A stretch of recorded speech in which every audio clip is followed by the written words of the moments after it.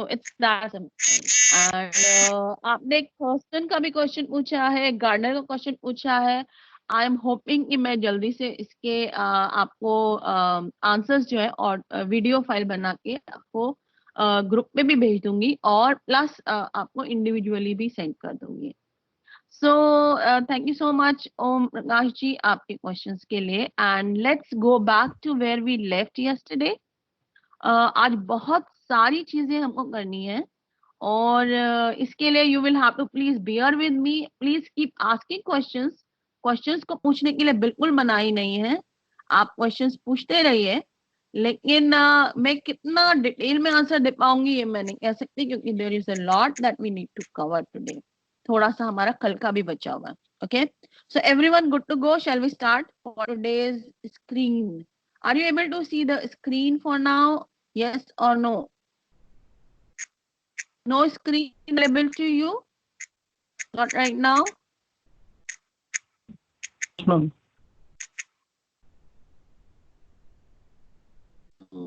अभी आ रही है?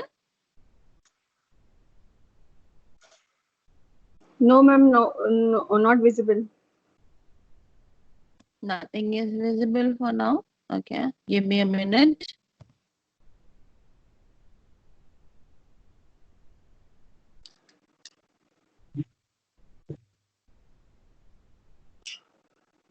Is it visible now? Yes. Yes, Guilford का model of स्ट्रक्चर creativity. दिख रहा है. All right, Yes. great. So now you can see it. तो गिलफोर्ड का स्ट्रक्चर जो था वो कल हमारा छूट गया था. हम लोगों ने बहुत सारे डिस्कशंस किए थे. मैं बहुत क्विकली आपको पीछे ले जा रही हूँ कि हमने इंटेलिजेंस के बारे में डिस्कशंस किए थे. स्टैनफोर्ड, बिनेट, साइमन और इनके टेस्टिंग किस तरह से की जाती है, वी हैड डिस्कस दैट. और लास्ट में कोई कह रहा था कि बहुत जल्दी जल्दी हो गया. So yes, because there is so much we have to cover, तो थोड़ा तेज चला था लास्ट में. बट होपफुली आपने किताबों को पढ़ा होगा और आपको फिर समझ में आने लगा होगा वो. और अगर डाउट्स रह गए होंगे तो आप मुझसे फिर और डिटेल में पूछ सकते हैं, पर्सनली भी और ग्रुप पर भी. ऑलराइट, सो जब हम कल इंटेलिजेंस की बात कर रहे थे तो एक मिस्टर गिलफोर्ड थे इसी दौरान. तो जब मल्टी फैक्टर्स की बात हो रही थी कि क्या चीजें मिलकर इंटेलेक्ट बनता है या इंटेलिजेंस बनती है, तो जब ये डिस्कशन हो रहा था तो जब ये स्टडीज हो रही थी तो मिस्टर गिलफोर्ड ने कहा कि intellect is not so simplistic कि बस 2-3 टाइप की एबिलिटीज को जोड़ दिया, मैथमेटिकली उनको स्टैटिस्टिकली उनको स्टडी किया और उनको मिला जुला कर कुछ बना दिया वो इंटेलिजेंस है. उन्होंने कहा नो, इंटेलिजेंस का जो उन्होंने उसका वर्ड यूज किया था इंटेलेक्ट, और जो थ्योरी दी थी उसका नाम था स्ट्रक्चर ऑफ इंटेलेक्ट. तो उन्होंने स्ट्रक्चर ऑफ इंटेलेक्ट को उन्होंने कहा कि it is a 3 dimensional structure. That means there are various things और वेरियस कंपोनेंट्स जो मिलकर इंटेलेक्ट बनता है. तो एक कंपोनेंट अगर हम इंटेलेक्ट का उठाएं तो उसमें 3 चीजें होती हैं. आप ऐसे याद कर सकते हैं, COP. COP ये आपको याद रखना है. COP स्ट्रक्चर ऑफ इंटेलेक्ट में COP आता है. तो COP का मतलब क्या है कि कोई भी इंटेलेक्ट जो है उसमें कंटेंट होते हैं. कंटेंट को मैनिपुलेट करने के लिए कुछ ऑपरेशंस होते हैं और ऑपरेशंस के साथ में कुछ प्रोडक्ट्स होते हैं जो उनको मिला जुला कर बनते हैं और इस तरीके से एक कंपोनेंट तैयार होता है एक इंटेलेक्ट का. तो अगर हम एक जो रूबिक्स क्यूब होता है, अगर हम आप लोगों ने सबने रूबिक्स क्यूब देखा होगा, यहाँ पे फोटो में भी दिख रहा है. तो रूबिक्स क्यूब में क्या होता है कि उसमें 3x3 का या 4x4 का, कई बार 5x5 का अलग अलग टाइप के ब्लॉक्स होते हैं और उनको जोड़कर बनाया जाता है. कुछ ऐसी ही बात ये कहना चाह रहे थे, लेकिन ये रूबिक्स क्यूब सिर्फ सुपरफिशियल नहीं बल्कि अंदर तक है, यानी कि इसमें टोटल 180 कंपोनेंट्स आएंगे. तो 5 उन्होंने कंटेंट्स बताए, 5 उन्होंने ऑपरेशंस बताए और 6 प्रोडक्ट्स बताए, और इन सब का कॉम्बिनेशन यानी 5 components into 5 operations into 5 products, तो ओवरऑल जो ब्लॉक्स बनेंगे they will be 180 blocks. So he said the intellect is made up of 180 intellect. Actually उन्होंने पहले 5 into 5 into 5 किया था, फिर 5 into 6 किया था, ऐसे करके 150 था, 120 था, फिर 180 हो गया. And this is what Guilford was talking about. तो उन्होंने कहा कि विजुअल, ऑडिटरी, सिंबॉलिक, सिमेंटिक और बिहेवियरल कंटेंट्स होते हैं, ऑपरेशंस होते हैं, evaluation, convergent production, divergent production, memory और कॉग्निशन, और प्रोडक्ट्स होते हैं units, classes, relation, systems, transformation and implications. Now interestingly यहाँ से आगे चलेंगे क्योंकि हम अगला जो हमारा यूनिट है वो छूट गया था जो कल, दैट वाज अबाउट क्रिएटिविटी. तो गिलफोर्ड यहाँ पे नहीं रुक गए कि उन्होंने इंटेलेक्ट के बारे में बताया, उन्होंने क्रिएटिव एबिलिटी पे भी बहुत कुछ एक थ्योरी दी और कॉन्सेप्ट दिया कि क्रिएटिव एबिलिटीज क्या होती हैं और वो कैसे डेवलप होती हैं. सो ही टॉक्ड अबाउट, जैसे अगर आप ध्यान से देखेंगे तो जो ऑपरेशंस बताए उन्होंने उसमें convergent production and divergent production, ये 2 चीजें बताई. और जो गिलफोर्ड मॉडल ऑफ क्रिएटिविटी है उन्होंने इसमें ये दोनों चीजों का इस्तेमाल किया. उन्होंने कहा कि सिर्फ कन्वर्जेंट थिंकिंग काफी नहीं होती, क्रिएटिव एबिलिटी के लिए डाइवर्जेंट थिंकिंग भी चाहिए होती है, और इसके लिए fluency, flexibility, originality and elaboration, ये 4 चीजें चाहिए होती हैं क्रिएटिविटी के लिए. फ्लुएंसी यानी कि अचानक से ढेर सारे आइडियाज अगर प्रोड्यूस करने को बोला जाए, इसमें बहुत सारी इंटरेस्टिंग एक्टिविटीज होती हैं. मैं कई बार क्रिएटिविटी की वर्कशॉप लेती हूँ कॉर्पोरेट्स में और बहुत सारी जगह पे स्टूडेंट्स के साथ भी लेती हूँ. तो वहां पर क्वेश्चंस पूछती हूँ कि चलिए एक पेन है आपके पास, उस पेन के कितने आप यूजेस बता सकते हैं.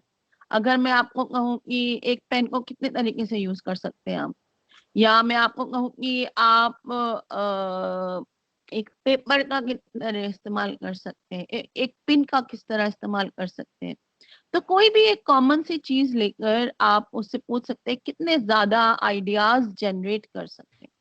So fluency is about the capacity to generate many ideas at the same time or in a row. Flexibility का मतलब है thinking out of the box. हमेशा एक चीज एक तरीके से होती है और उसी ढंग से होनी चाहिए या उसी ढंग से होती रहेगी, that is rigidity. उसका just opposite है flexibility. Trying to think beyond the normal or beyond the rules, trying to think out of the box. So that was what he meant by flexibility. Another thing was originality, something that has never come before, that is totally unusual, that is that has never been thought by anybody else earlier. So original thinking. No screen, ma'am. Okay, all right. Let me try to fix it again. You are not able to. I don't know what happens in between. The screen goes away. We'll have to figure it out. कि होता क्या है.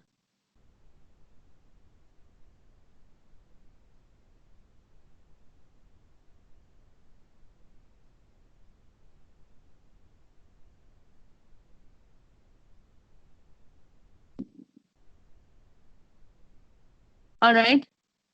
So हम बात कर रहे थे, जब तक ये आ रहा है तब तक मैं बात तो करती रह सकती हूँ. पता नहीं क्या हो गया उसको. Anyways, let me keep talking about it. तो फ्लुएंसी हो गया, फ्लेक्सिबिलिटी हो गया, ओरिजिनलिटी हो गया, और एक और चीज उन्होंने कही, elaboration. How well you can elaborate on a simple easy idea, how detailed you can think about. तो डिटेल्ड थिंकिंग इसमें चाहिए. तो क्रिएटिव एबिलिटी खास तरह की एबिलिटीज में आती है।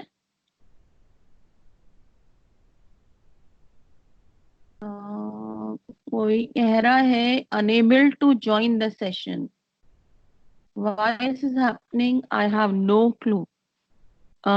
Who is this person? Gaurav. Gaurav, how do I connect you? I don't know how to connect.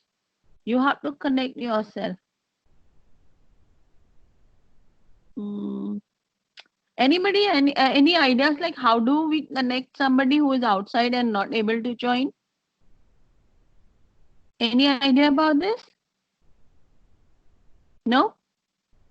No idea, ma'am. I think there is a join call option and you just have to click that. Yeah, that's how we all join, right? Yeah, that's how we've all So, joined. Now he's come in. is he there? Yeah, some Gaurav Soni has come in. All right, that's great. All right. So, see, we are all learning a lot of technical stuff these days. Thanks to COVID, we are learning so much beyond our, regular stuff. There's Are connect you on able to call see the option screen as now? well. Are you able to see the screen right now? No? Yes? No, ma'am. No? Yes, ma'am. No, आपका no. Slide दिख Can रहा है अभी. see- And I can't see the screen, ma'am. आप ma'am लोग आपका अपने आप स्लाइड को दिख दिख रहा है. रहे हैं क्या? हाँ, देख पा रहे। We can see you also, but not the screen. Okay, not the screen right now. Okay, can you see this divergent thinking, convergent thinking, something No. like that? No? No. No. I mean, I can't see. Never I mind. don't know. यो कोई बात नहीं. तो आपने क्या ये word पहले कभी सुने? डाइवर्जेंट और कन्वर्जेंट, ये दो वर्ड कभी सुने?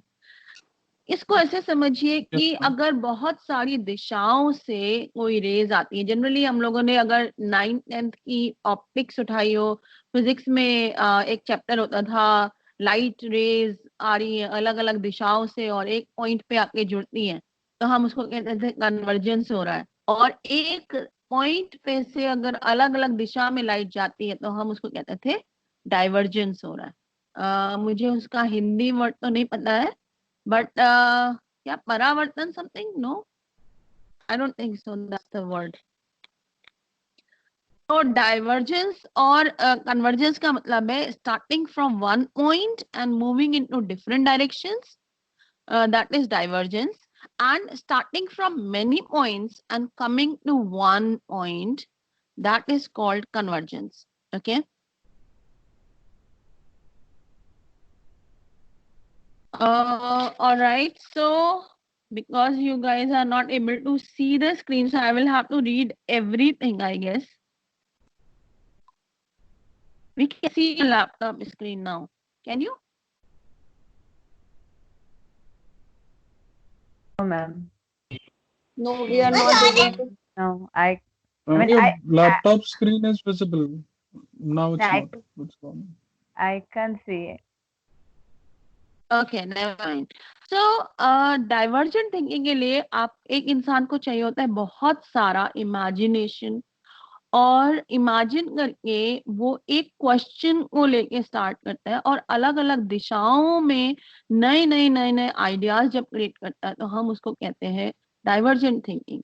यानी कि हमारे पास एक क्वेश्चन है और हमने उसके बहुत सारे आंसर्स निकाले. जैसे मैंने आपको कहा था कितने अलग अलग तरीके से आप अपने राइटिंग पेन को यूज कर सकते, तो वो वहां पर क्या यूज होगा? बहुत सारी इमेजिनेशन यूज होगी, बहुत सारी out of the box thinking चाहिए, ब्रेनस्टॉर्मिंग चाहिए, और कई दिशाओं में आप सोचेंगे और उसको आप कहते हैं कि डाइवर्जेंट थिंकिंग है. और कन्वर्जेंट थिंकिंग जो है वो कन्वेंशनल थिंकिंग है, जिसमें एक सीक्वेंस में हम सोचते हैं और हमें किसी एक निश्चित आंसर पे पहुंचना होता है. जैसे मैं कहूँ कि अगर आपको चार नंबर जोड़ो, कहूँ कि 1 + 2 + 3 + 4 जोड़ के कितना आंसर आया? 1 + 2 + 3 + 4 कितना आंसर आया? कौन मुझे आंसर दे रहा है चैट में right now? 10. 10. Yes, Yes. that's right. So you came down to only one answer. You cannot have many answers to such a question, right? So this is a typical example of adding up all the facts and coming down to one answer. Or like if I have to ask you, okay, give me a definition of say parallel lines. तो parallel lines की definition दीजिए मुझे, तो आप कहेंगे lines that do not meet ever are parallel lines, right? So you are adding up all those words together to mean something and you come up with one answer, one definitive answer. So that is typical convergent thinking. तो जब हम regular thinking होती है हमारी life में, दोनों divergent और convergent thinking दोनों की जरूरत है. जो एनालिटिकल, क्रिटिकल या लीनियर थिंकिंग हम कहते हैं वो कन्वर्जेंट थिंकिंग होती है, जो टिपिकल हमारी पढ़ाई लिखाई से संबंधित होती है, जिसमें हमें आंसर्स याद करने होते हैं या फैक्ट्स को जोड़ के कोई एनालिसिस करके एक निष्कर्ष निकालना होता है. और डाइवर्जेंट थिंकिंग रिलेटेड थिंकिंग में यूज होती है. Okay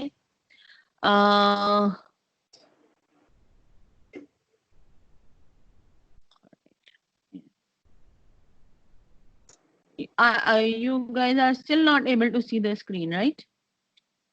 Yes, it is not visible, ma'am.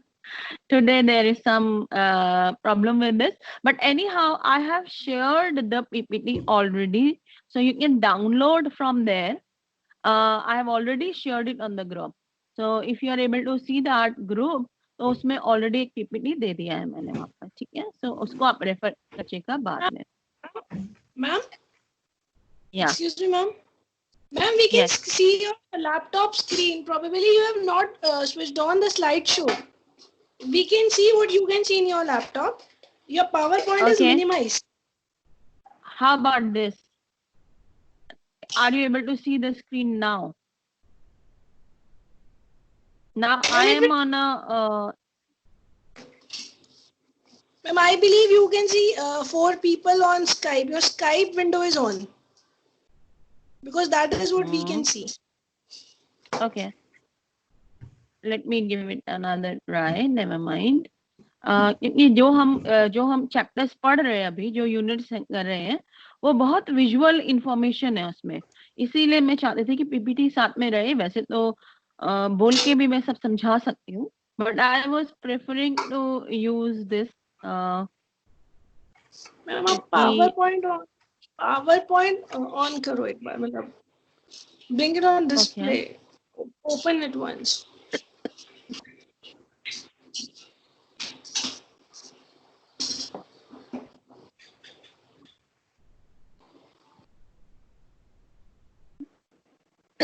Yeah, Yes, it's now visible now. Yes, it is visible. Great. Thank you so much for all the cooperation. All right. So, sorry. एक mister Graham Wallace नाम था इनका, I don't know how to spell it. तो इन्होंने creativity के बाकायदा steps दिए: preparation, incubation, illumination and verification. अब सबको यूरेका की कहानी याद होगी कि कैसे एरिस्टोटल की कहानी, या एग्जैक्टली. और वहां पर एक बड़ा सा क्वेश्चन था, एक डिफिकल्ट क्वेश्चन था, और उसको समझ नहीं आ रहा था कि क्या किया जाए इसके लिए. तो वो क्वेश्चन का उसने मेंटल प्रिपरेशन किया, उसके बारे में जितनी नॉलेज ढूंढ सकता था वो ढूंढ लिया, और एक टाइम पे उसको समझ में आना बंद हो गया और उसने गिव अप कर दिया. लेकिन अच्छा, वो जो एक टाइम था जिसमें वो बिल्कुल ध्यान नहीं दे रहा था, उसको हम कहते हैं इंक्यूबेशन. तो ग्राहम वॉलास ने कहा कि जो पहला स्टेप है वो प्रिपरेशन है, जहां पर हम फोकस्ड अटेंशन के साथ we try to build the base and we try to collect as many facts and information as we can regarding that particular problem. जब हम किसी चीज की क्रिएटिव प्रॉब्लम सॉल्विंग करते हैं तब, और अगर हम उसको लेट गो कर दें थोड़े टाइम के लिए और कुछ दूसरे काम करने लगे या रिलैक्स करें, कई बार आपने देखा होगा कोई से बहुत टिपिकल से क्वेश्चंस होते हैं, हम कहते हैं you have to just go back and sleep over it. आप घर जाइए और सो जाइए और फिर नेक्स्ट टाइम जब आपके दिमाग में वो आंसर आएगा तब आप वापस आइएगा। तो ये इंक्यूबेशन पीरियड है, यानी कि जिसमें हम उस थॉट को अपने दिमाग में, अपने सबकॉन्शियस में पकने देते हैं, तैयार होने देते हैं। And sometimes it comes like a lightning or thunder, you know, literally banging in your head, और ऐसा लगता है जैसे बिजली कौंध गई हो और एकदम से बत्ती जल जाती है, और उसको हम कहते हैं illumination, and that's exactly the aha moment or eureka moment that we get oftentimes. तो और फाइनली जो हमारा यूरेका मोमेंट है, या जो हमें एक इंसाइट आई है, या जो एक समझ आई है, उसको फिर हम फाइनली धीरे धीरे अपने प्रोसेसेस के द्वारा वेरीफाई करते हैं, और फाइनली फिर हम कहते हैं कि okay, this is what new I have got. So these were the four stages of creativity that Wallace had told in 1926. और उन्होंने कहा कि creative people have some characteristics.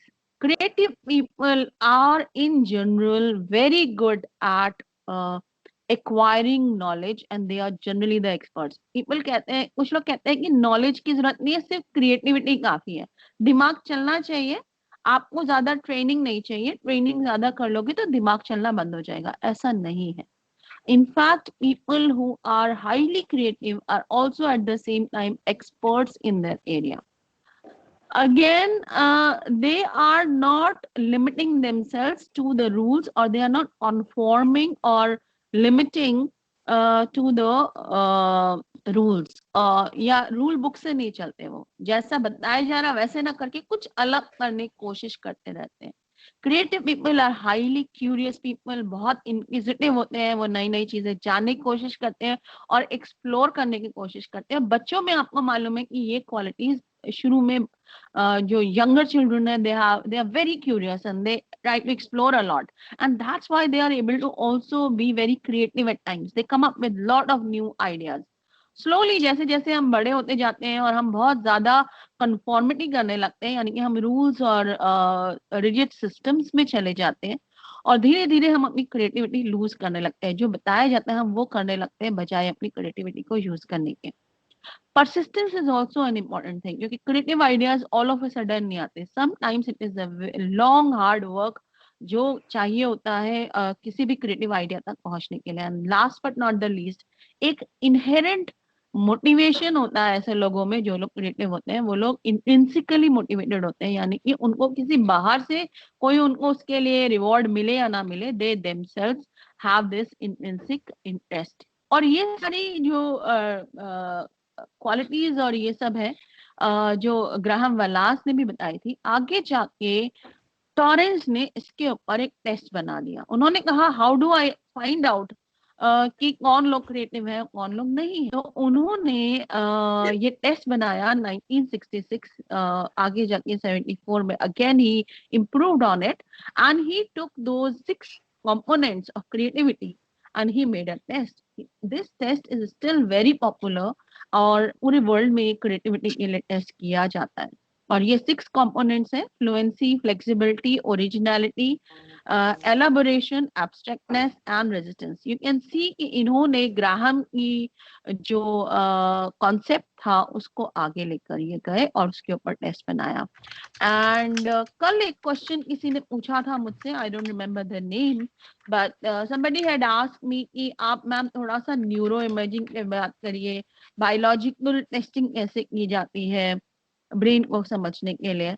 So that's what was left yesterday. So I have added one more slide over here.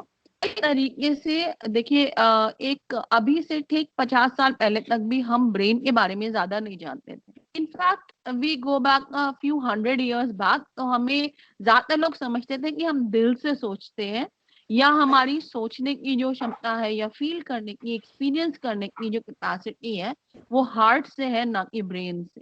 तो और जब तक physiology बहुत develop नहीं हुई थी, कुछ सैकड़ों साल पहले तक हमें ये नहीं मालूम था कि the seat of all thinking is between our ears, या हमारी खोपड़ी में है, वो स्कल के बीच में रखा हुआ है, ना कि हमारे दिल में है। और इसीलिए सारे लिटरेचर हर जगह महसूस करते थे ये क्योंकि हम फीलिंग्स को दिल से महसूस करते हैं, तो वो हमेशा समझते थे कि थॉट का जो जगह है वो भी हार्ट है। तो जब फिजियोलॉजी आगे बढ़ती गई तो पोस्टमार्टम्स होते थे, डेड बॉडीज को चेक किया जाता था। और क्योंकि जब डेड बॉडीज को चेक करते हैं या पोस्टमार्टम करते हैं या स्टडी करते हैं कॉर्प्सेस को, तो वहां पे तो ब्रेन फंक्शनिंग में नहीं होता है, ब्रेन ऑलरेडी डेड हो जाता है, तो मालूम नहीं पड़ता कि थॉट वहां पर है, ब्रेन में है। लेकिन धीरे धीरे जैसे तरक्की हुई और आगे जाके ईईजी जिसको हम कहते हैं इलेक्ट्रोएन्सेफेलोग्राफी, वो ब्रेन की इलेक्ट्रिकल इमेजिंग करता है, यानी कि ब्रेन में होने वाले इलेक्ट्रिकल इम्पल्सेस को स्टडी करने के लिए इलेक्ट्रोड्स को ब्रेन के ऊपर यानी कि स्कल के ऊपर लगाते हैं और देखते हैं कि वहां पर किस तरह की इलेक्ट्रिकल एक्टिविटीज हो रही हैं।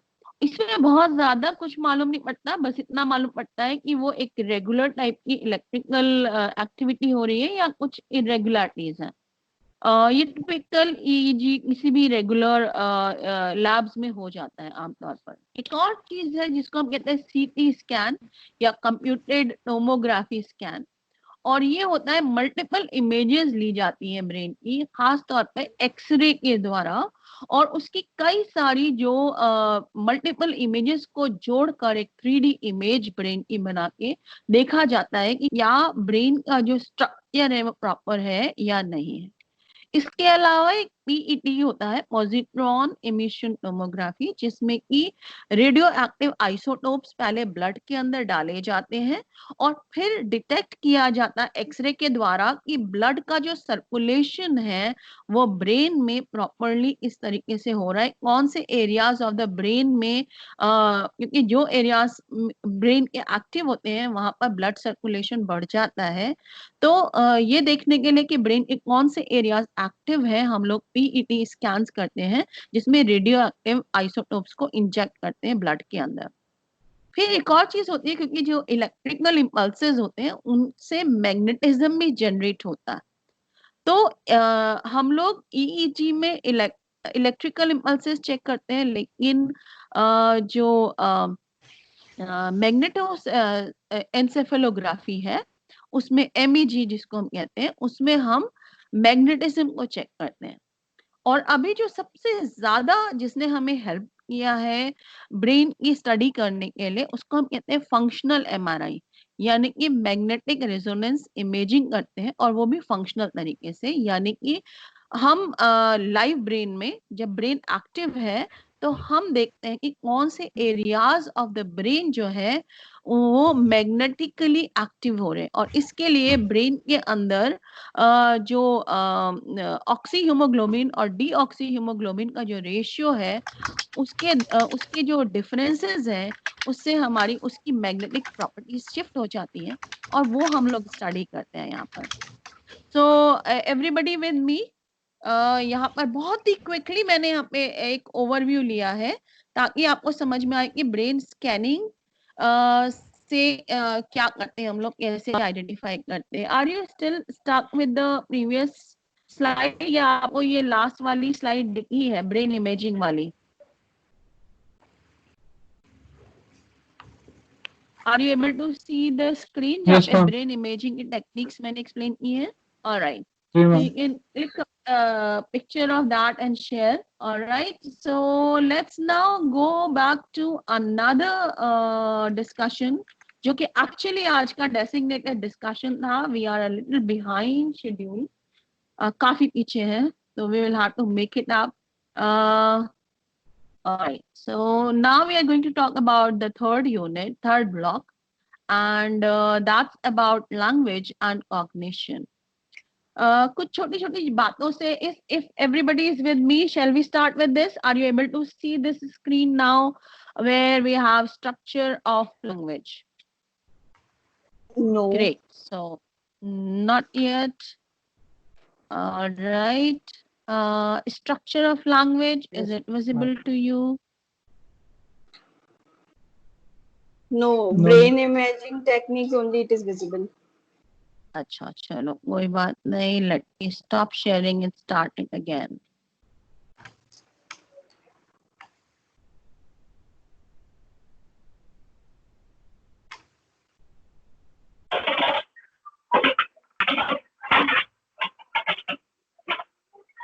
Is it visible now?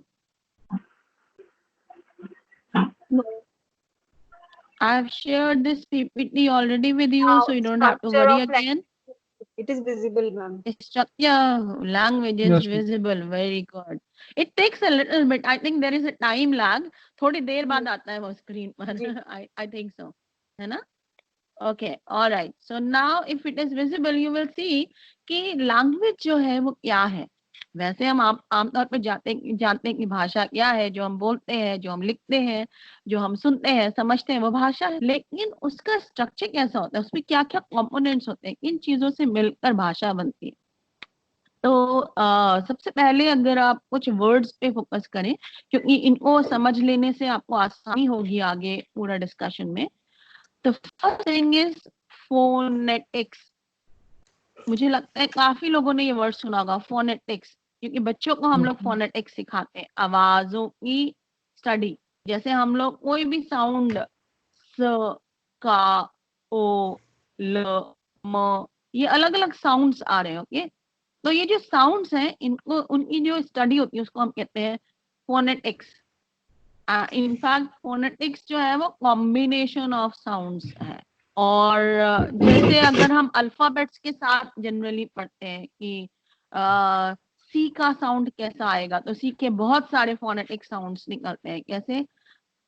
स, क, च, all these sounds are there, right. Phonology जो है इन साउंड्स की कॉम्बिनेशन से जो आवाजें निकलती हैं, जैसे प्र, काय, ओ, मैं.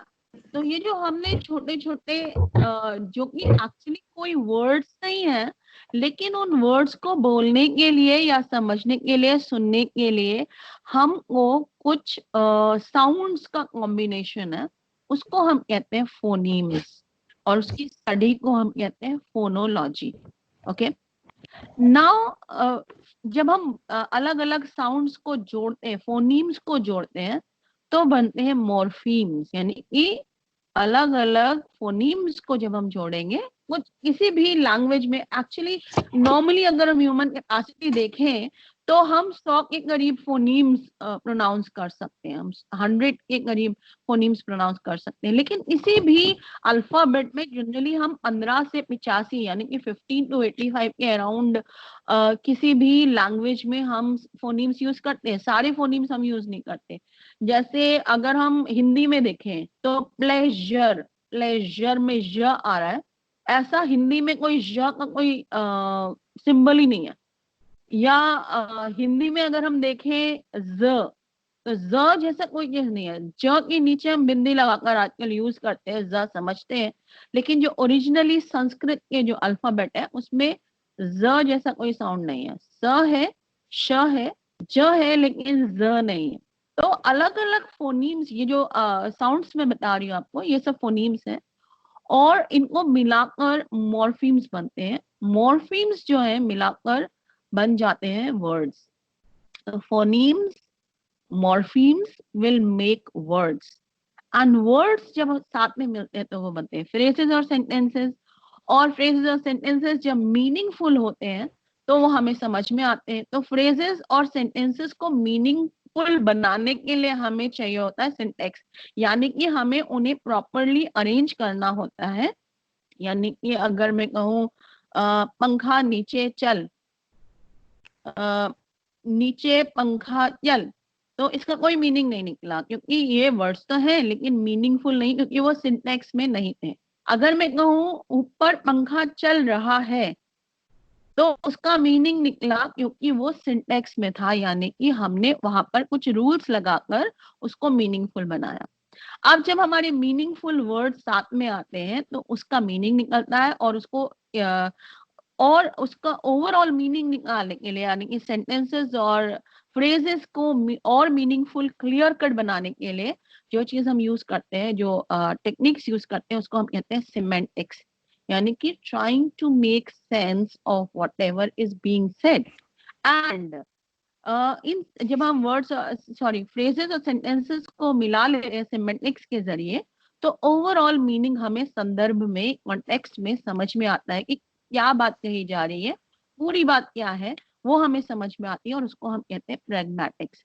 So now this was a little technical, अगर आपने ध्यान से सुना हो तो फोनीम्स, मॉर्फीम्स और वर्ड्स एक साथ आएंगे, फिर फ्रेजेस, सेंटेंसेस, और finally the meaning in context या डिस्कोर्स। ओके, और वर्ड्स थे यहाँ पे phonetics, phonology, morphology, syntax, semantics and pragmatics. इनको याद करने की कोशिश कीजिएगा, किताब में बहुत अच्छे से एक्सप्लेन्ड है, तो आप समझ सकते हैं।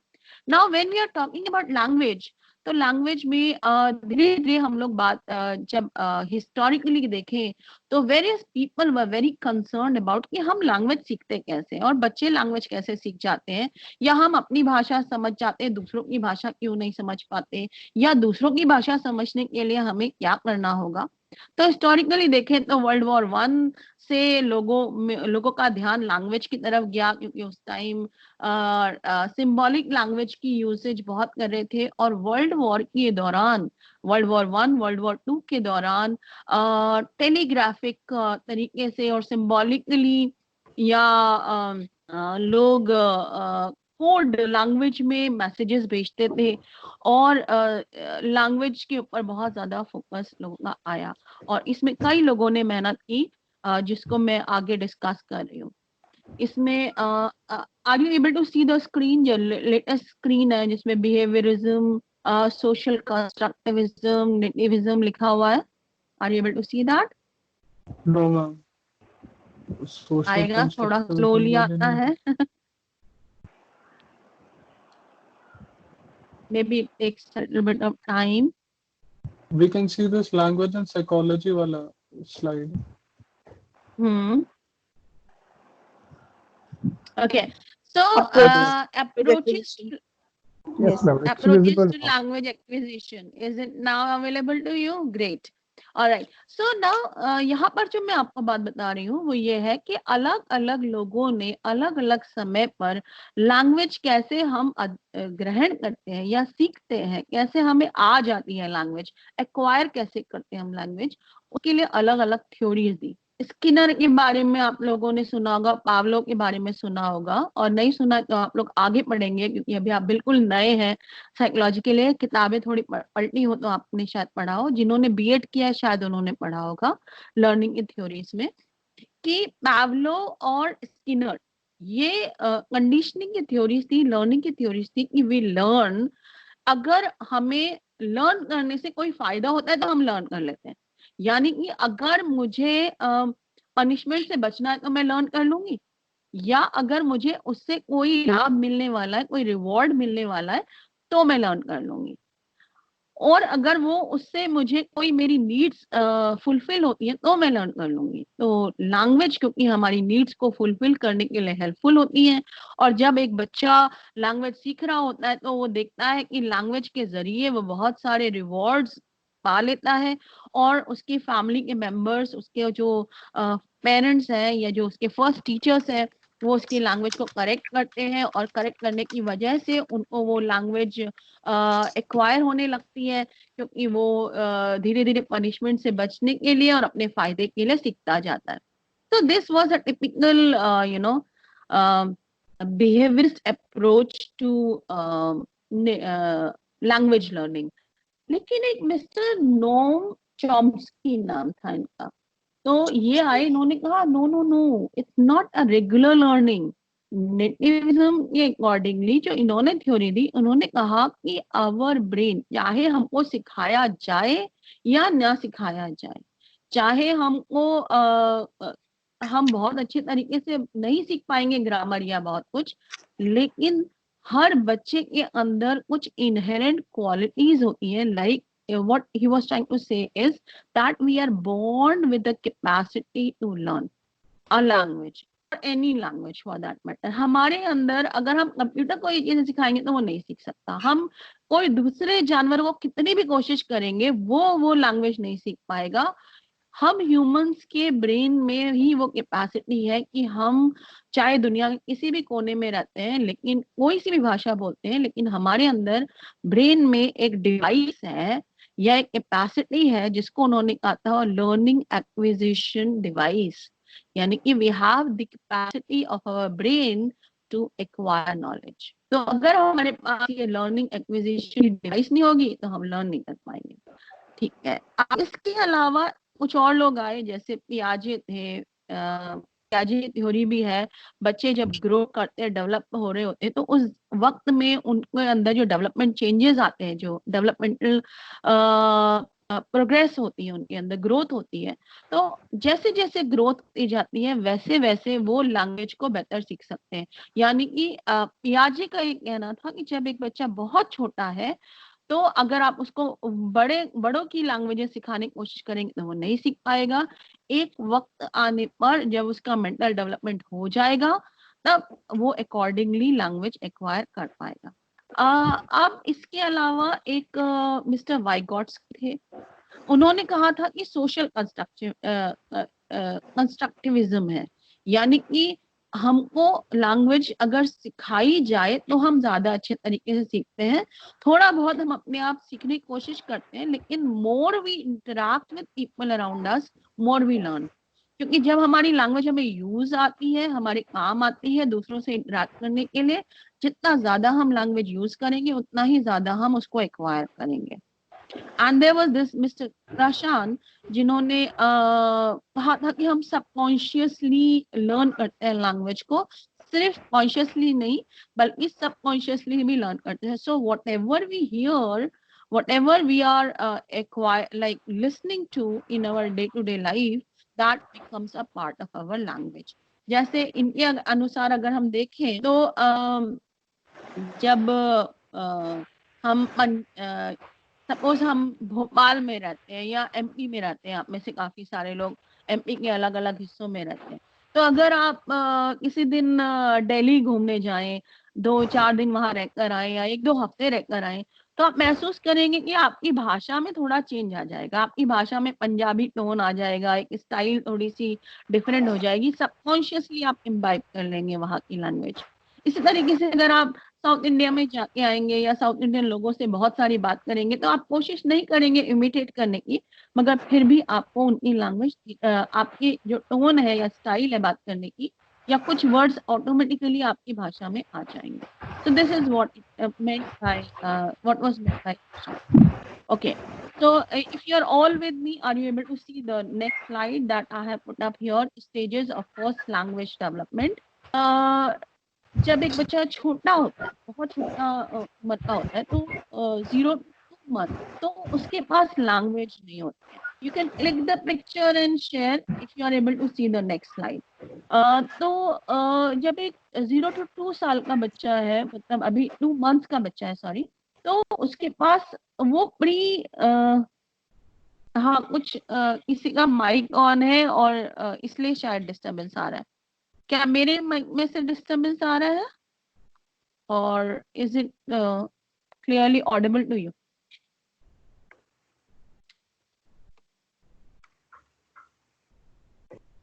Somebody has put no. किसी ने नो लिखा है वहां पर. आई don't know what is it. Okay, अब आवाज साफ आ रही है? ओके.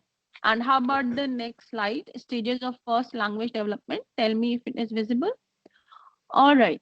So जैसे बच्चा 2 से 4 महीने का होता है तो उसकी वो थोड़ा अलग तरह की आवाजें निकालना शुरू करता है. आ ऊ करके अलग अलग तरह की आवाज निकालना शुरू करता है. 4 से 9. और ये चीजें इतनी यूनिवर्सल है कि दुनिया में कहीं भी हो, बच्चे इसी तरीके से धीरे धीरे उनकी स्पीच डेवलप होती है और लैंग्वेज डेवलप होती है. For most of the people जिनमें कुछ डिफेक्ट्स है या कोई और वजह है तो टाइम उनका ऐसा नहीं रहता है, लेकिन मोस्टली जो पीपल लैंग्वेज एक्वायर करते हैं वो इसी तरीके से बचपन में इन्फेंट्स जो है वो एक्वायर करते हैं. तो 8 से 9 महीने का जब बच्चा होता है तो वो बैबलिंग करने लगता है, गर्गलिंग करने लगता है, ग ग ग, मम्मा, ड ड ड, ऐसे कुछ वर्ड्स वो बोलना शुरू करता है। और 9 से 18 महीने के आसपास वो छोटे छोटे वर्ड्स बोलना शुरू करता है जो आसान हो बोलना, जैसे मम्मा, पापा, जूस, नो नो, आ गया, समथिंग लाइक दैट। तो जिनके घर में छोटे बच्चे हैं, they know it very well what I am talking about. 18 महीने से लेके 2.5 साल तक की उम्र में बच्चे जो है शब्दों को जोड़ तोड़ कर कुछ छोटे मोटे फ्रेजेस और वर्ड्स बनाने, सेंटेंसेस बनाने शुरू कर देते हैं। उनकी लैंग्वेज ग्रामेटिकली बहुत करेक्ट नहीं होती है, बट मोर और less they are able to say. और एक बड़ी मजेदार चीज होती है इस समय में, ये जो 2 साल की उम्र के आसपास आते हैं, 18 महीने से लेके 4 साल तक की उम्र में, अचानक से बच्चे की जो वोकैबुलरी है वो एकदम से एक्सपैंड होती है। There is a bombarding kind of a thing happening in his mind, और सैकड़ों हजारों वर्ड्स जो है वो इकट्ठा करने लगता है और सेंटेंसेस भी वो लगभग ठीक से बनाने लगता है। तो ये अलग अलग स्टेजेस होती हैं लर्निंग की। मैंने एक और पीपीटी में शेयर किया हुआ है एक और स्लाइड, तो उसको भी आप स्टडी कीजिएगा। तो नोम चॉम्स्की जब बात कर रहे थे कि हम नेटिविस्ट पर्सपेक्टिव था उनका उनका कहना था कि it is something native to us which is already existing within us, और ये कैपेसिटी हमारे अंदर है। तो उनके कहने का यही मकसद था कि हर बच्चा एक ही तरीके से सीखता है, और अगर हम ध्यान से देखेंगे तो पूरी दुनिया की जितनी भी लैंग्वेजेस हैं उनमें बहुत सारी समानता देखने को मिलेगी। और ग्रामर जो है लगभग एक ही जैसा होता है, उनमें सब में वर्ब्स होते हैं, सब में नाउन्स होते हैं, सब में एडजेक्टिव्स होते हैं, कुछ कनेक्टर्स होते हैं, कुछ अलग अलग सीक्वेंस सेम नहीं होता, लेकिन उनका जो लैंग्वेज बनने का तरीका है वो लगभग एक जैसा होता है। और वो इसलिए ऐसा होता है क्योंकि हम सबका ब्रेन जो है वो केपेबल है लैंग्वेज को जनरेट करने के लिए, and which is different from other animals. And उन्होंने आगे जाके इसमें बहुत सारी स्टडीज हुई, और उन्होंने जो ब्रेन की न्यूरो इमेजिंग वगैरह हुई आगे जाकर, तो उससे जाहिर होता है कि ब्रेन के कुछ हिस्से खास तौर पर डिजाइंड है ह्यूमन ब्रेन में, जहां पर लैंग्वेज के लिए जो एरियाज डिवोटेड हैं, और जब उनमें फंक्शनिंग अच्छे से होती है तो हम लैंग्वेजेस बेटर सीख पाते हैं। फिर एक मिस्टर ब्रूनर आए, जेरोम ब्रूनर, और ब्रूनर ने कहा कि we learn language through problem solving process, यानी कि जब हमें कोई समस्या आती है तो हम लैंग्वेज का यूज कर पाते हैं, और जब हम लैंग्वेज का यूज करते हैं तो वो हमें आ जाती है। एक चुटकुला आपने सुना होगा कि एक बहुत रईस का बेटा था, और वो 3-4 साल का हो चुका था, और वो रोज सबकी बातें सब ध्यान से सुनता था, सारे काम करता था, बस बोलता नहीं था। तो एक दिन टेबल पर बैठकर सब लोग खाना खा रहे थे, और वो करीब 3-4 साल का होने वाला था, और हर बात को वो सुनता था, समझता था, सबको लगता था शायद इसका कोई डिफेक्ट है, लेकिन डॉक्टर्स ने बोला कोई डिफेक्ट नहीं है, और वो आइडेंटिफाई नहीं कर पाए। पुराने जमाने की कहानी है। तो एक दिन ऐसा हुआ कि अचानक से टेबल पे बैठ के उसने बोला कि जरा नमक दीजिए। तो सब लोग हैरान रह गए कि अरे, इसने तो आज तक बात नहीं की थी और आज अचानक से नमक मांग रहा है, वो भी पूरा सेंटेंस बोल के। तो उससे पूछा तुमने आज तक बोला क्यों नहीं, कभी बात क्यों नहीं की? तो उसने कहा जरूरत नहीं पड़ी। तो ये एक तरीके से लतीफा है, चुटकुला है, लेकिन अगर हम ध्यान से देखें तो ये ब्रूनर की जो थ्योरी है उसके बहुत नजदीक है। पॉइंट ये है कि वी एक्वायर लैंग्वेज बाय अगर हमें सपोर्ट मिलता है कि हम अपनी प्रॉब्लम्स को लैंग्वेज के जरिए एक्सप्रेस करें, और जब हमें हमारे आसपास के लोग हमें अलाउ करते हैं स्कैफोल्डिंग करके, यानी कि हमें सहारा देते हैं कि हम ठीक से बात कर पाए, तो हमारी भाषा बहुत तेजी से डेवलप होती है। अगर एक बच्चा तुतलाता है, हकलाता है या ठीक से नहीं बोलता और उसको डांट दिया जाता है तो वो चुप रहना पसंद करता है और उसकी लैंग्वेज डेवलपमेंट बहुत अच्छी नहीं होती। जिन बच्चों को एंकरेज किया जाता है, सपोर्ट किया जाता है, उनकी टूटी फूटी भाषा को समझने का प्रयास करके उनको ढंग से भाषा सिखाई जाती है, उनमें लैंग्वेज डेवलपमेंट बेटर होता है। मुझे ऐसा लग रहा है कि we are already running out of time. मैंने पियाजे के बारे में ऑलरेडी डिस्कस कर लिया है, तो I am just skipping this part, और आप लोग पीपीटी में देख लेंगे और किताब में सब बहुत अच्छे से डिटेल में दिया हुआ है। हम कोशिश करेंगे कि यहाँ से आगे लेके जाएं। तो मैंने लैड और लास के बारे में, दो के बारे में बताया है। नॉम्स्की और ब्रूनर की दो थ्योरीज बताई हैं।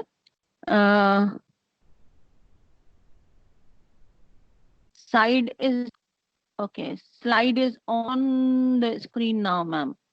Okay. All right. So, biology of human language or neural networking और comprehension और second language, कुछ चीजें हैं जो इस स्लाइड में इसमें रह गई हैं और defects of language and speech रह गए हैं। सो आई एम होपिंग कि जब हम मंडे को मिलेंगे तो I will continue from here and हम लोग प्रॉब्लम सॉल्विंग जो हमारा लास्ट ब्लॉक है, क्योंकि उसमें उतना ज्यादा नहीं है, तो यहाँ से इसको थोड़ा सा लेते हुए और फिर वहां पर आगे कंटिन्यू करेंगे। Is everybody good with that? Shall we end it here? Please say yes or no. Okay. Please again simplify language acquisition. Simplicity, I don't know. Anjali is asking, please again, क्या पूछना चाह रही है अंजलि आप फिर से, या तो राइट सुपरफिशियली? ओके, सुपरफिशियली एक बार में फिर से लैंग्वेज एक्विजिशन को फिर से हम डिस्कस करेंगे मंडे को, ऐसा कुछ कहना चाह रही हैं शायद आप? Yes we can. Meanwhile you can go through the text, अपनी टेक्स्ट बुक को एक बार आप रिवाइज कीजिएगा, एक बार आप पीपीटी को जरूर देख लीजिएगा। अभी आप चाहती हैं कि अभी आप चाहती हैं कि एक बार सुपरफिशियली हम लैंग्वेज एक्विजिशन को फिर से डिस्कस कर लें। ऑलराइट, सो देखिए अंजलि जी और बाकी लोग भी प्लीज थोड़ा सा, अगर if you can bear with me, language जो है हम एक्वायर करते हैं थ्रू वेरियस प्रोसेसेस, और इसकी अलग अलग लोगों ने अलग अलग थ्योरी दी, और एक मैंने पहले आपको स्क्रीन दिखाई थी जहां पर बिहेवियरिज्म, नेटिविज्म, सोशल कंस्ट्रक्टिविज्म और मॉनिटर थ्योरी, तो बहुत ज्यादा थ्योरेटिकल है ये चीजें। किताब में जब पढ़ेंगे और एक्चुअली जब आप दूसरे यूनिट्स पढ़ेंगे, यानी कि इस मॉड्यूल के अलावा जो आपके दूसरे मॉड्यूल्स हैं, दूसरे टॉपिक्स हैं, बिहेवियरिज्म आप लर्निंग थ्योरीज में पढ़ेंगे, सोशल कंस्ट्रक्टिविज्म भी आप लर्निंग थ्योरीज में भी पढ़ेंगे, और अगेन आप इसको डेवलपमेंटल साइकोलॉजी में भी पढ़ेंगे, ह्यूमन डेवलपमेंट में, जो कि शायद निधि मैम अभी पढ़ा भी रही है, वहां पर भी शायद ये वाइगॉट्स्की का कॉन्सेप्ट आएगा और लर्निंग थ्योरीज में भी आएगा। तो ये अलग अलग लोगों ने कहा कि हम लैंग्वेज को अलग अलग तरीके से इस्तेमाल कर पाते हैं, और उन्होंने कहा कि जो एक मिस्टर चॉम्स्की है, ये बहुत पॉपुलर नेम है साइकोलॉजी में, क्योंकि इन्होंने लैंग्वेज के ऊपर बहुत काम किया। वो बेसिकली लिंग्विस्टिक्स में काम कर रहे थे, और लिंग्विस्टिक्स के जरिए उन्होंने बताया कि दुनिया भर की जो लैंग्वेजेस हैं उनमें बहुत समानता है, दे आर वेरी सिमिलर, चाहे वो ग्रामर की नजर से देखे या बोलने की नजर से देखे, और सिंटैक्स जो रूल्स होते हैं ग्रामर के वो लगभग एक जैसे होते हैं, और जो प्रोसेस होता है, जो बच्चे होते हैं वो लगभग एक ही तरीके से लैंग्वेज को ओवर द टाइम लर्न करते चलते हैं, और उनमें एक सिस्टमेटिक तरीके से कि बैबलिंग करते हैं, फिर फ्रेजेस बनाते हैं, फिर ग्रामर इंप्रूव करते हैं, तो इसी तरीके से लोग लर्न करते हैं। ऐसा नहीं कि पहले ग्रामर के रूल लर्न करेंगे फिर वोकैबुलरी से उसको भरेंगे, ऐसा नहीं होता।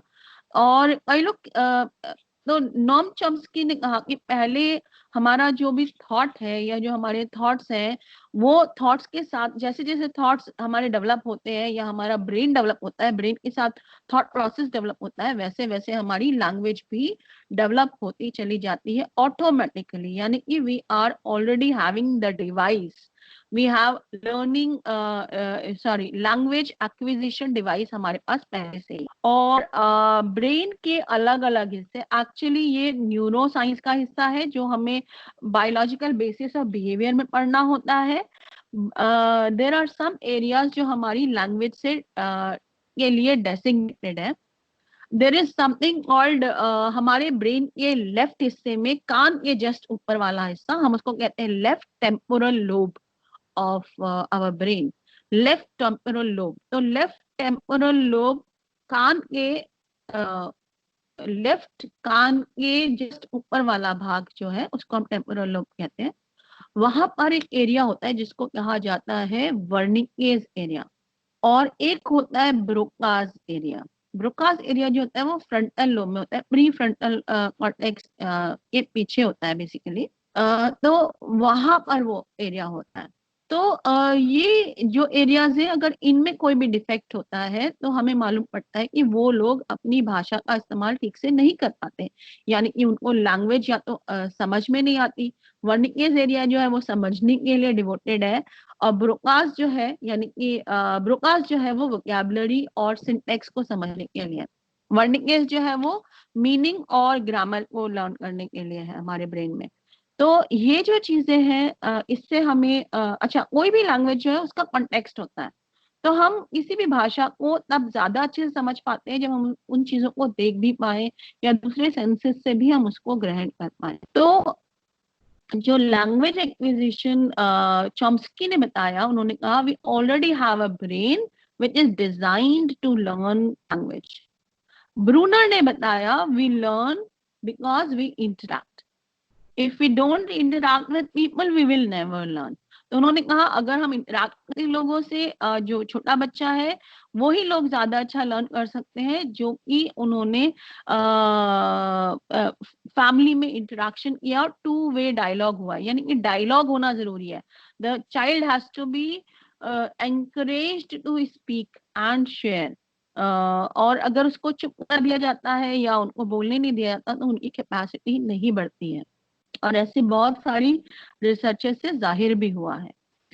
फिर पियाजे ने कहा था कि ब्रेन अलग अलग लेवल, जो हमारा ह्यूमन ब्रेन है वो एडल्ट का ब्रेन और बच्चों का ब्रेन बहुत डिफरेंट है। तो बच्चों का ब्रेन डिफरेंटली एक्ट करता है, और हमारे पास एक प्री वर्बल थॉट प्रोसेस होता है, यानी कि एक समय होता है जब हम सोच सकते हैं लेकिन लैंग्वेज में नहीं सोच सकते। और एक टाइम आने के बाद जैसे जैसे हम नई नई लैंग्वेज एक्वायर करने लगते हैं तो उसका इफेक्ट हमारे ब्रेन पर, हमारे थॉट प्रोसेस पे भी पड़ता है, और कॉन्सेप्ट्स का या थॉट्स का हमारे लैंग्वेज पे भी असर पड़ता है। तो thoughts affect our language and language affects our thought, ये हमारा जीन पियाजे ने कहा था। Alright, and okay, and biology of human language ये हम कल करने वाले परसों। सो अभी तक जितना मैंने बताया था मैंने क्विकली एक बार और रिवाइज कर दिया। Are we good right now? Is it clear? Not completely, I'm sure it is a little technical, but if you go through the text, एक बार किताबों को पलटेंगे तो अच्छे से समझ में आएगा आपको। बहुत सारी टेक्निकल चीजें होंगी, लेकिन इतनी डिटेल में डिस्कशन करने के बाद आई एम श्योर वो किताब अब आसान लगेगी आपको। How did you find today's session? Are you all good with it? और क्या प्रॉमिस कर रहे हैं कल संडे है तो आप थोड़ा सा एक्स्ट्रा टाइम देंगे और पूरा रिवीजन करेंगे आज और कल में, और ज्यादा क्वेश्चंस के साथ मुझे मिलेंगे मंडे को again.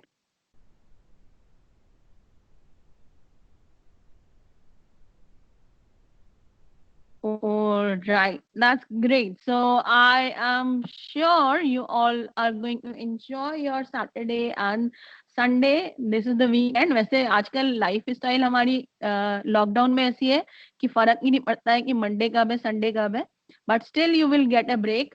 So please enjoy it, have fun, stay safe, stay healthy, stay home, most important, and take very good care of yourself. और पढ़ाई एंजॉय कीजिए, watch a lot of videos and share all